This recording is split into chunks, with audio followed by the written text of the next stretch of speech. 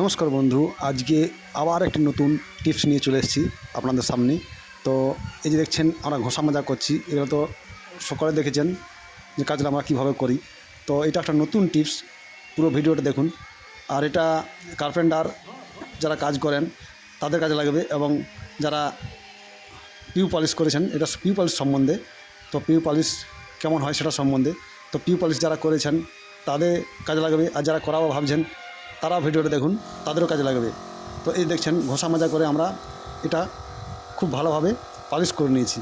তো এটা পালিশ করা ইম্পর্টেন্ট কথা হলো, যেটা বলতে চাইছি, এটাকে আমরা পালিশ করার পর 2 বছর অযত্নে আমরা টিলা ছাদের উপরে এটা ফেলে রেখে দিয়েছিলাম আর কি। তো জাস্ট অনেক নোংরা হয়ে গেছিলো, যেটা মানে এত নোংরা হয়েছিল, আমি ওটা ছবিটা আপনাদের সামনে দিতে পারলাম না, কেননা ভিডিওটা করা হয় না সেই সময়। তো আমরা সেই নোংরা জিনিসটাকে আমরা কীভাবে রিপ্রেজেন্ট করছি আমরা সেটা দেখুন। এই যে দেখছেন, এটাকে আমরা ভালোভাবে শ্যাম্পু দিয়ে ধুয়ে নেব। তো আমি সকলকে বলি, যাদের কাজ করি আমি, যে নোংরা হয়ে গেলে কোনো মতে যদি নোংরা হয় আপনারা শ্যাম্পু দিয়ে মাঝে মধ্যে ধুতে পারেন। তো সেটাই এখানে অ্যাপ্লাই করছি। দেখছেন শ্যাম্পু দিয়ে ভালোভাবে আমরা পুরোটাকে নেকড়ার মাধ্যমে সব নেকড়া দিয়ে তো ধুয়ে নেব। তো অবশ্যই যদি ভিডিওটা দেখে আপনাদের কাজে লাগে, আমার ভিডিও সেভ করে রাখবেন এবং অন্যদের শেয়ার করে দেবেন, যাতে অন্যরা এই সুযোগ নিতে পারে, এই সুবিধার।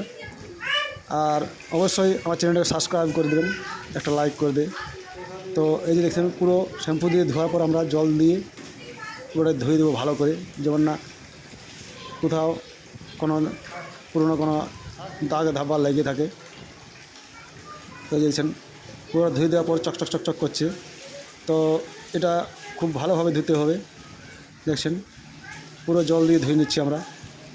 তো যে কোনো পালিশ ক্ষেত্রে কী হয়, এটা অন্য পালিশের ক্ষেত্রে জল বা শ্যাম্পু জল কিছুই চলে না।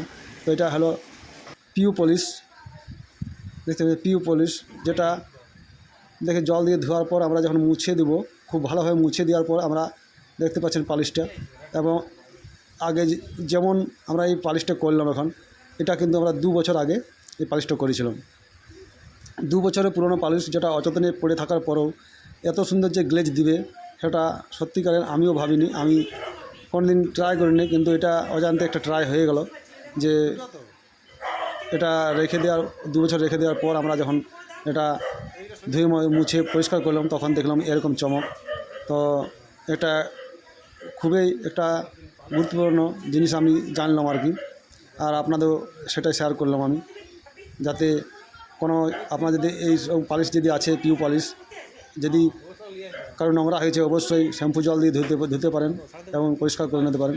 আর যারা করাবো ভাবছেন, তা বুঝতে পারছেন যে পালিশটা কত সুন্দর। তো দেখা হচ্ছে নেক্সট ভিডিওতে, দেখার জন্য